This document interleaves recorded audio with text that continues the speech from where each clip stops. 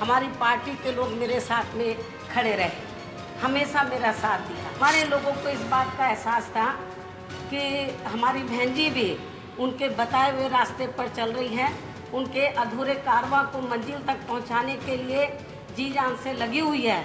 उनके रास्ते में जो विरोधी लोग हैं, हर प्रकार की जो विरोधी ताकतें हैं, वो रोड़े पैदा करेंगी, लेकिन हमें विचलित नहीं होना है। हमें हमेशा तन मन धन से अपनी बहन जी का साथ देना है। नमस्कार, शाम 6 बजे बड़ी खबर में चर्चा मायावती की। आज सुप्रीम कोर्ट से मायावती को आय से अधिक संपत्ति मामले में राहत मिल गई है। कोर्ट ने यह भी कहा है कि सही नहीं था जिस तरह से संपत्ति वाले मसले पर सीबीआई ने मामला चलाया और एफआईआर दर्ज की। कोर्ट ने कहा अधिकार क्षेत्र से बाहर जाकर ये गैरकानूनी था। तो सवाल ये है कि ये मामला फिर इतने साल 9 साल तक क्यों चला? जिस तरह से विपक्षी दल कह रहे हैं कि मायावती की जीत नहीं बल्कि सीबीआई की हार है। क्या सीबीआई ने कोर्ट में ठोस सबूत नहीं दिए? तकनीकी गलती की बात भी कही जा रही है। क्या ये जानबूझकर हुई या सही है? क्योंकि पिछले सितंबर तक तो सीबीआई पूरा दम लगाकर केस में डटी हुई थी। फिर सवाल ये कि क्या राष्ट्रपति चुनावों में मिले बीएसपी के समर्थन के कारण सीबीआई का केस कमजोर हुआ? तो फिर वो आरोप कि केंद्र सीबीआई को इस्तेमाल करता है, ऐसा कैसे कि आंध्र प्रदेश में कांग्रेस से बगावत करने वाले जगन मोहन रेड्डी पर आय से अधिक संपत्ति का मामला साल भर में निपट जाता है और वो जेल भी चले जाते हैं, लेकिन मायावती और मुलायम सिंह यादव के खिलाफ केस सालों सालों लटके चले जाते हैं। तो बड़ी खबर में सवाल ये है, क्या आज वाकई मायावती की जीत हुई है या सीबीआई की हार हुई है?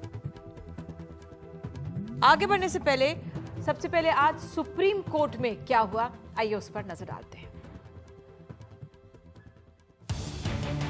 मायावती की माया पर सवाल उठाने का कोई तुक नहीं बनता।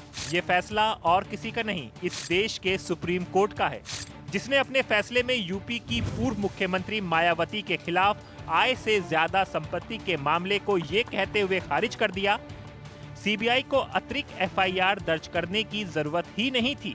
सीबीआई ने अपने दायरे से बाहर जाकर काम किया। सीबीआई ने सारी प्रोसीडिंग स्टार्ट की थी मैलाफाइडी तरीके से, गवर्नमेंट के प्रेशर में।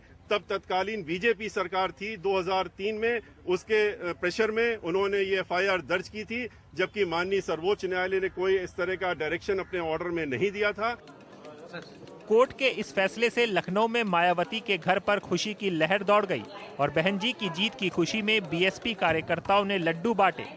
9 साल से चल रहे इस मामले पर आया ये फैसला मायावती के लिए मुंह मांगी मुराद से कम नहीं।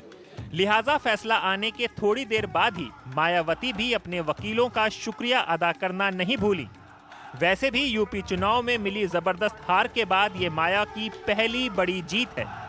हमें विचलित नहीं होना है, हमें हमेशा तन मन धन से अपनी बहन जी का साथ देना है।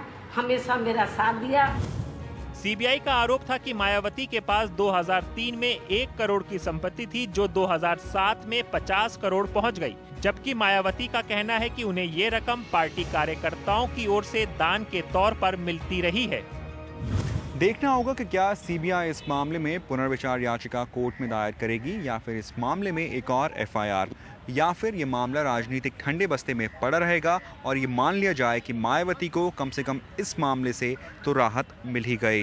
नई दिल्ली से रजत केन, NDTV India.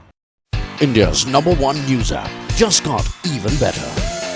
Download NDTV's new app, fully optimized for retina display, full screen view, faster response time, and Sudoku. NDTV's new iPad app. Download now.